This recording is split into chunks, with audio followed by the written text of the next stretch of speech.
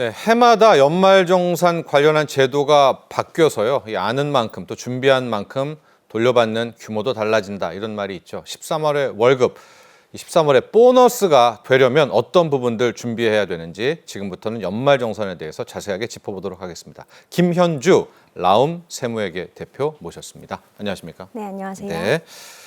이게 한때는 연말정산이 커다란 숙제 같은 대단한 비중이었었는데 국세청의 연말정산 미리 보기가 나오면서 약간 좀 다 해주겠지. 그러나 여러분 그러면은 안 되고 준비할 게 많습니다.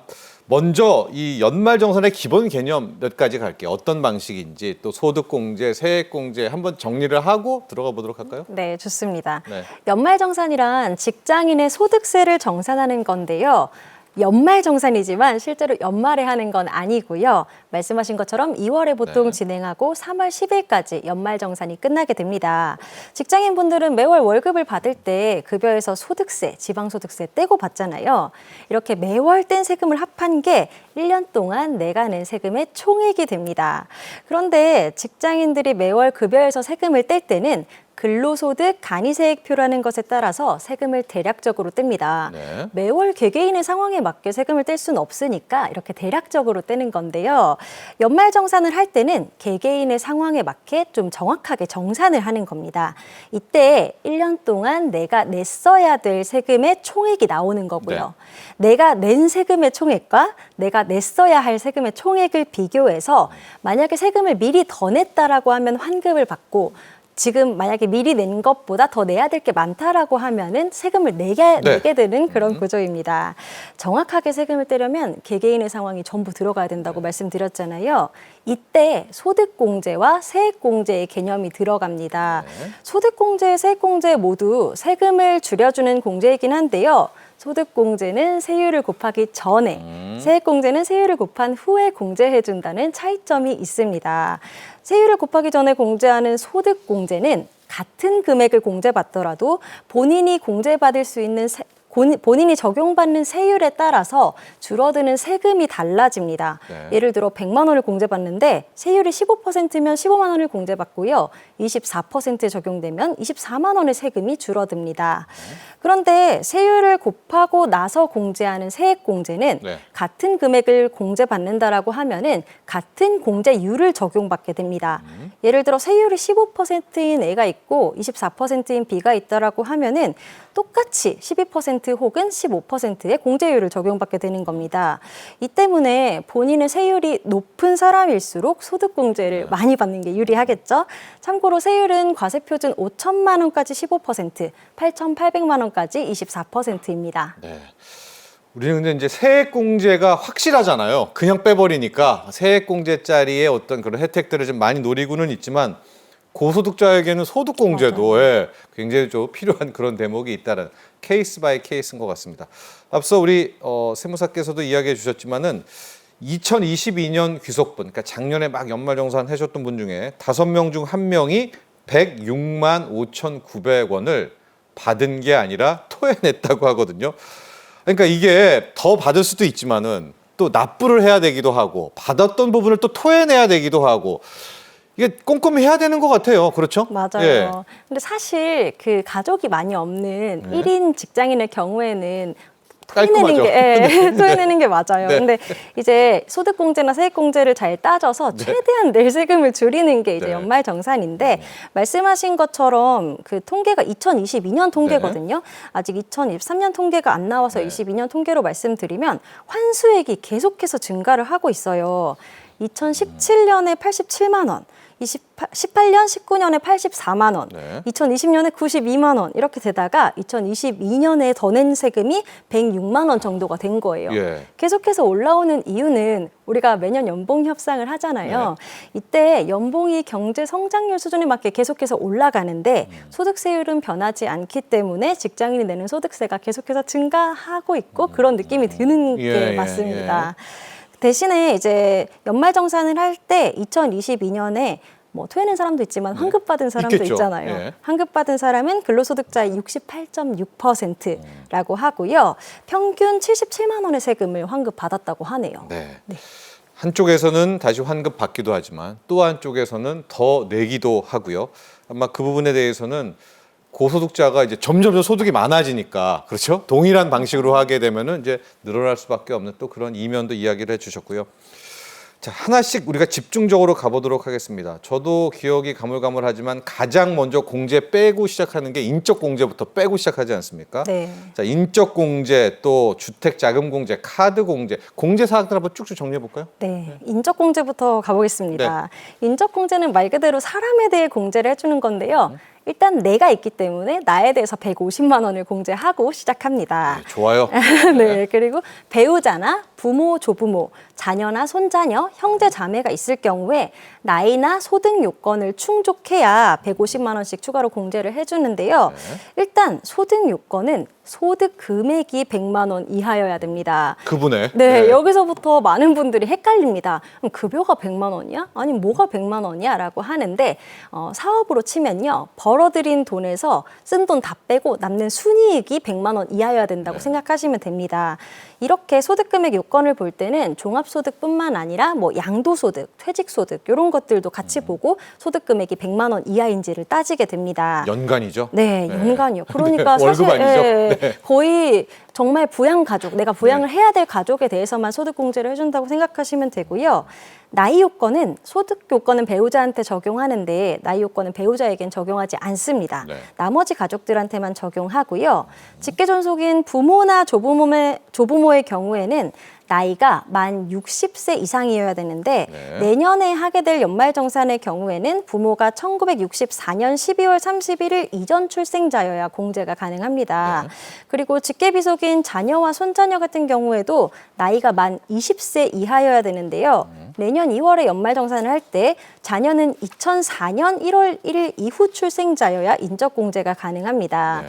형제자매는 소득 요건을 충족하면서 나이가 만 60세 이상이거나 만 20세 이하여야 하고요. 인적공제는 추가로 공제되는 부분도 있어요. 부양가족이 만 60세가 아니라 만 70세 이상이라고 하면은 기본공제 150만 원에 더해서 100만 원을 추가로 공제해주고요. 장애인이라면 200만 원을 추가로 공제해줍니다. 그런데 장애인이라고 하면은 굉장히 뭔가 많이 아파야 될 것 같은데 저희 요즘에 암이나 치매 같은 게 흔하게 걸리시잖아요. 이때 병원에서 장애인 증명서를 받는다고 하면은 해당 증명서로도 공제가 가능하니까 이 부분 많이 놓치시거든요. 네. 이거 꼭 챙기셔서 받으시면 좋고요. 종합소득 금액 3천만 원 이하인 여성 근로자라고 하면 배우자가 있기만 해도 그리고 배우자가 없어도 혹시나 부양가족이 한 명이라도 있기만 해도 50만 원을 추가로 공제해 줍니다. 이때 이런 질문 많이 하시거든요. 배우자가 소득이 있는데 왜 내 부양가족으로 넣냐 네. 하시는데 그냥 여성이 종합소득 금액 3천만 원 이하고 배우자가 있다는 이유로 해주는 거니까 50만 원 추가 공제 놓치지 마시고요. 네. 마지막으로 한부모 공제라는 추가 공제도 네. 있습니다. 배우자가 없으면서 인적공제 대상자인 자녀나 손자녀가 있다라고 하면은 100만 원을 추가로 공제를 해주는 건데요. 부여자 공제는 아까 여자만 된다고 했잖아요. 이건 여성이든 남성이든 관계 없고요. 여성이라면 부녀자 공제나 한부모 공제 중에 하나만 적용할 수 있습니다. 여기서 주의해야 될 점이 있거든요. 또 있어요? 네. 네. 가끔 가족들끼리 네. 한 사람을 내 부양가족으로 넣었는데 네. 알고 보니까 다른 사람도 그분을 부양가족으로 넣고 이런 부모님을 경우가 이제 네. 누구한테 가느냐 이런 게 맞아요. 있죠. 그런 네. 경우가 생기는데 이거는 세무서에서 무조건 연락 오거든요. 네. 중복공제 받았다고 뒤늦게 세금 토해내라고 하니까 둘 이상의 사람이 서로 자기가 공제받겠다고 하면은 어떻게 결정하냐. 먼저 작년에 받았던 사람을 해주고요. 네. 만약에 작년에 받았던 사람이 없거나 뭐 작년에도 둘 다 받았다 이렇게 하면은 그 해에 소득 금액이 가장 많은 돈 네. 많이 버는 사람한테 예. 공제를 해줍니다. 그리고 부양가족 자동으로 해주나요? 아니요, 저희가 해야 돼요. 해야 돼요? 네. 네. 그 중복공제 받았으니까 세금 더 내라고 오거든요. 이때 누가 받을지 정해서 이런 것들을 신청해야 됩니다. 그리고 부양가족은 기본적으로는 주민등록표에 네. 있는 사람이지만 뭐 취약이나 질병, 뭐 사업, 근무 이런 형편으로 같이 안 사는 경우에도 적용할 수 있다는 거 알아두시면 좋습니다. 형제 남매 때문에 이걸 놓고 좀 뭐 이렇게 티격태격이 있는데 이럴 때는 소득 많은 분에게 네.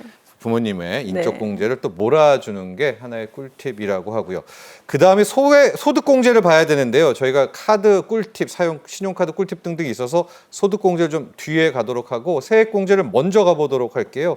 이번에 세액 공제 좀 달라지는 부분들이 있을까요? 맞아요. 달라지는 부분들이 좀 있는데요. 당연히 한도가 조금씩 늘어납니다. 일단은 자녀 세액 공제. 만 8세 이상의 자녀가 있을 때 인당 얼마씩 세금을 빼주는 건데요. 네. 한 명 있으면 15만 원, 2명 있으면 원래 30만 원이었는데 35만 원으로 늘어났고요. 세금에서 바로 빼는 거죠. 네, 세액 공제니까요. 예. 그리고 3명이면은 35만 원에 인당 30만 원을 더한 금액을 공제해주고 혹시나 4명, 네 5명이라고 하면 거기다 플러스 30만 원씩 해줍니다. 예. 그리고 원래 자녀 세액 공제는 자녀만 가능했는데 2024년부터는 손자녀도 가능합니다. 왜냐면 어르신들이 또 일을 하실 수가 있으니까. 네, 손자녀도 받을 수 있습니다. 예, 좋습니다. 의료비에 대한 세액 공제 쪽들 보도록 하겠습니다. 의료비 세액 공제, 특히 이제 그 산후조리 이런 쪽 저출생과 관련한 세액 공제가 좀 있네요. 이 항목 중에서 이것도 한번 집중적으로 볼게요. 의미 있으니까. 네. 기존에는 산후조리원에 지급하는 비용에 대해서 의료비 세액 공제를 할 때 총 급여액 7천만 원 이하인 근로자가 지급하는 비용만 한도 200만 그랬나요? 원으로 공제를 해줬거든요. 예. 그런데 2024년 1월 1일 이후에 지출하는 분부터는 총 급여액 상관없이 200만 원까지 산후조리원 비용을 세액 공제 받을 수 있습니다. 예. 그리고 6살 이하인 부양가족의 의료비 같은 경우에는 한도 없이 세액 공제를 해주게 되고요. 예. 뭐 장애인 활동 지원 급여 같은 경우에도 실제 지출한 본인 부담금 전액을 공제해줍니다. 그런데 의료비 세액 공제는 좀 제가 실전에서 적용을 해보다 보면은 총 급여의 3% 이상을 의료비로 써야 네. 그 이후에 쓴 금액부터 맞아요. 적용받을 네. 수 있기 때문에 실제로 쓴 금액이 좀 많아야 적용이 되더라고요. 그래서 의료비 세액 공제율은 한 15% 정도고 미수가나 선천성 이상한 의료비는 20% 공제율, 난임 시술비는 30%의 공제율을 적용하는데 일단 저는 총 급여액의 3% 이상 써야 적용될 수 있다는 점을 좀 기억해 두셨으면 합니다. 저 표에 보면 맨 밑에 나온 저 대목이죠. 그 의료 총 급여액의 3%를 초과하는 금액이 돼야 된다. 그건 바꿔 말해서 건강하게 한 해를 보냈다면은 안 될 수도 있어요. 안될 가능성이 좀 병원에 있는데. 돈을 냈는데도 세액 공제를 못 받아도 이상한 게 아니다. 이거 생각해 주시면 좋을 것 같습니다. 그러나 또 바꿔 생각해 보면 건강했다는 증거니까. 맞아요. 네. 그게 더 좋은 걸 수도 네, 있다, 여러분. 이제 맞습니다. 그런 포인트가 하나 있는 거고요. 국세청이 이런 이야기를 했습니다. 의료비 환급분, 이제 과다 공제자 같은 경우에는 너무 많이 이제 갔을 때 다시 돌려 토해내면서 가산세를 내야 되는데 가산세를 면제하겠다. 이건 이제 어떤 의미가 좀 담겨 있는 건가요? 그 건강보험 같은 경우에는 소득 대비 본인이 부담해야 되는 의료비 상한액을 정해두고 있는데요. 네. 만약에 본인이 소득 대비해서 너무 많은 돈을 의료비로 썼다라고 하면 건강보험공단에서 이 금액을 환급을 해줘요. 네. 그런데 연말정산 의료비 세액공제를 적용할 때 이제 본인이 부담한 금액만 들어가야 되기 때문에 의료비 환급액은 빼고 신고를 해야 되거든요. 네. 근데 여기서 문제가 생기는 게 연말정산은 3월 10일까지 진행되고 종합소득세는 5월 31일까지 내야 되고 근데 의료비 환급금은 8월 말 이후에 얼마가 들어올지 결정이 된단 말이에요. 아, 그랬군요. 네. 네. 그러면은 연말정산 할 때 이걸 반영하려고 해도 못 하잖아요. 네. 그래서 나중에 환급액이 결정되면 세금을 추가로 의료비 세액공제 받은 거를 토해내야 되는데 이때 가산세까지 더해서 토해내야 되는 문제가 있었어요. 좀 억울하네요. 억울하죠. 네. 그래서 이제 국세청한테 많은 민원이 들어갔고 네. 환급금 때문에 세금을 더 내야 되는 사람들은 나는 안 정해졌는데 어떡하냐라고 이렇게 계속 주장하니까 국세청이 가산세는 매기지 않겠다라는 결정을 한 거고요. 그럼 이제 어떻게 되냐? 환급금이 500만 원 발생하면은 기존의 의료비 세액 공제율이 15%이기 때문에 네. 500만 원의 15%인 75만 원만 다시 세금으로 내면 되고요. 관련해 추가적인 가산세는 발생하지 않는 걸로 그렇게 정리가 됐습니다. 네. 자, 소득공제로 넘어가 보겠습니다. 주거비 부담원 관련한 좀 다양한 또 소득공제가 늘어났다고 하는데 여기서부터 좀 시작해 볼까요? 어떤 점들이 좀 소득공제에서 좀 혜택이 나옵니까? 주거비. 네. 주거비 관련해서 소득공제나 세액공제 받을 수 있는 게 4개 정도 있거든요. 네. 일단은 주택 청약에 돈을 넣었을 때 소득공제를 받을 수 있습니다. 네. 총급여액 7천만 원 이하인 무주택 세대주가 주택 청약에 돈을 넣으면 기존에는 240만 원을 납입 한도로 공제를 해줬는데요. 이제 국민주택 월 납입 인정 금액이 올랐다 이 맞아요. 소식 들으셨잖아요. 예. 그것 때문에 거기에 맞춰서 300만 원으로 한도가 올랐습니다. 네. 그래서 주택 청약에 300만 원을 넣으면 납입액의 40%를 소득 공제를 해주고요. 꽉 채워 넣었을 때 최대 120만 원을 받을 수 있게 되는 거죠. 그리고 소득 공제니까 세금에서 120만 원이 빠지는 건 아니고 아니죠. 120만 원에 본인의 세율을 곱한 금액만큼이 세금에서 빠지게 됩니다. 그리고 이거는 이제 청약에 넣었을 때인데 주택을 그냥 임차했을 때 네. 거기도 원리금에 대해서 소득 공제를 해줘요. 예. 주택을 임차할 때 대출을 했다라고 하면은 원리금을 갚게 될 거 아니에요. 이 원리금의 40%를 소득 공제해 줍니다. 만약에 원리금 상환액이 500만 원이라고 하면 500만 원의 40%인 200만 원이 소득 공제가 과표에서 되는 빼주는 거죠. 거죠. 네, 과표에서 빼주는 소득 공제이고요. 그다음에 주택 청약이랑 이 임차했을 때 원리금 상환액 소득 공제는 두 개 합해서 연간 400만 원까지 공제 받을 수 있고요. 예. 만약에 주택을 샀다. 그러면서 대출을 받았다라고 하면은 장기주택 저당 차입금 이자 상환액이라고 해서 임차했을 때는 원리금에 대해서 해주는데 샀을 때는 이자 상환액에 대해서만 소득 공제를 해줍니다. 네. 이때 주택의 경우에는 취득 당시 기준 시가가 얼마 이하여야 된다 이런 것들이 있는데 2019년 이후 취득분부터는 기준 시가 5억 원 이하인 주택에 대해서만 해줬었거든요. 네. 근데 2024년 1월 1일 이후에 취득하는 주택부터는 기준 시가 6억 원 이하인 주택에 대해서 공제해 주는 걸로 좀 범위가 확대됐고요. 네. 소득공제 한도도 300에서 1,800이었는데 600에서 2천만 원으로 확대됐습니다. 마지막 주택 관련된 세액공제는 이제 이때까지는 소득공제였고요. 네. 월세 세액공제 많이들 받으시는데요. 네, 그거 좋아하시더라고요. 네. 그러니까요. 네. 월세 세액공제도 받을 수 있는 대상이 좀 많이 늘어났습니다. 기존에는 무주택 세대주이면서 총급여 7천만 원 이하의 맞아요. 근로자만 최대 750만 원 한도로 받을 수 있었는데요. 총급여가 8천만 원으로 늘었고요. 네. 그리고 근로자가 받을 수 있는 한도도 750이 아니라 1,000만 원 한도로 늘었습니다. 그래서 기존에 총급여 7천에서 8천만 원인 분들은 이 월세 세액 공제를 적용받지 못했는데 2024년분부터는 적용받게 됐습니다. 네. 총급여 5,500만 원 이하인 경우 월세액의 17%를 적용해 주고요. 총급여 8천만 원 이하인 경우 월세액의 15%를 세액 공제해 주는데요. 예를 들어서 월 80만 원의 월세를 지출하고 있다라고 하면 연간 960만 원의 월세를 내고 있으니까 1,000만 원이 안 되니까 네. 전액을 세액 공제 받을 수 있겠죠. 알겠습니다. 네. 자, 지금 요즘 반전세 많잖아요. 그러니까 그런 분들 꼭 활용하시고요. 이제 소득 기준이 8천까지 올라왔습니다. 시간이 거의 없는데 우리 카드 사용법 중에서 꿀팁만 간단하게 정리를 해 주세요. 네. 어떻게 쓸까요? 신용카드. 일단은 신용카드 같은 경우에 총급여액의 25% 이상을 써야 네. 공제를 받을 수 있잖아요.